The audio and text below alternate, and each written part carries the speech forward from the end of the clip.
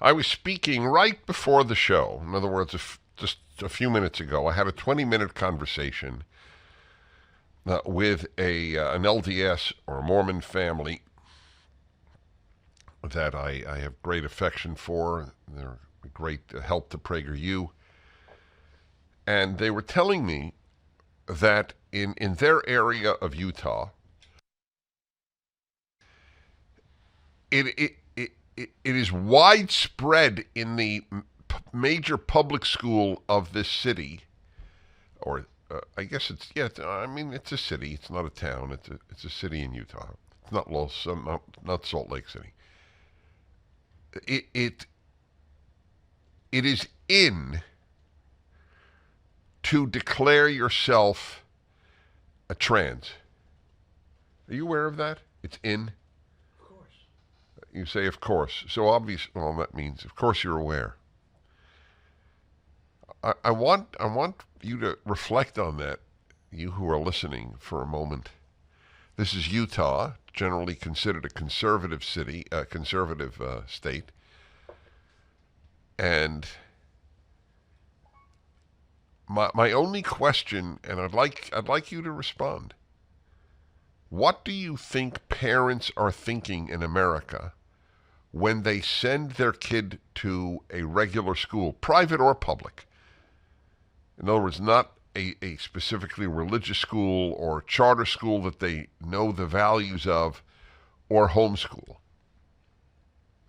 The basic three alternatives. What are they thinking? Are they thinking this won't affect my child? And if they are thinking that, why?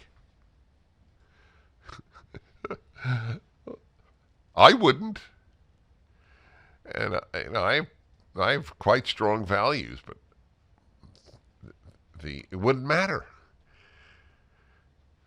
Oh, and early in my career, I had a woman on. I'll never forget. I don't remember her name. She wrote a book, and I had her on as a guest.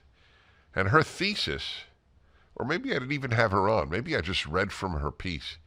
Her thesis was that peers are generally, not always, but generally more impactful than parents. Are you familiar with that thesis? And it bothered me, but it did not strike me as wrong. You spend more time with your peers, and your peers are your peers. They're more impactful in the short term, but not in the long term. So my producer was saying they're more impactful in the short term, but not the long term. That's fine, but it doesn't address my issue. He would agree. If they influence you, if you have issues, you may really be in the wrong body. It may be a short-term thing, but it damages you the long term until you detransition or kill yourself. I saw data that suicide after transition is as great as before transition. Generally speaking, mentally healthy children do not wake up one day and say, oh, I'm in the wrong body. I'm really the other quote-unquote gender. I always wonder about that anyway. How do you know what the other gender is like? You don't have their brain or their body. How do you know?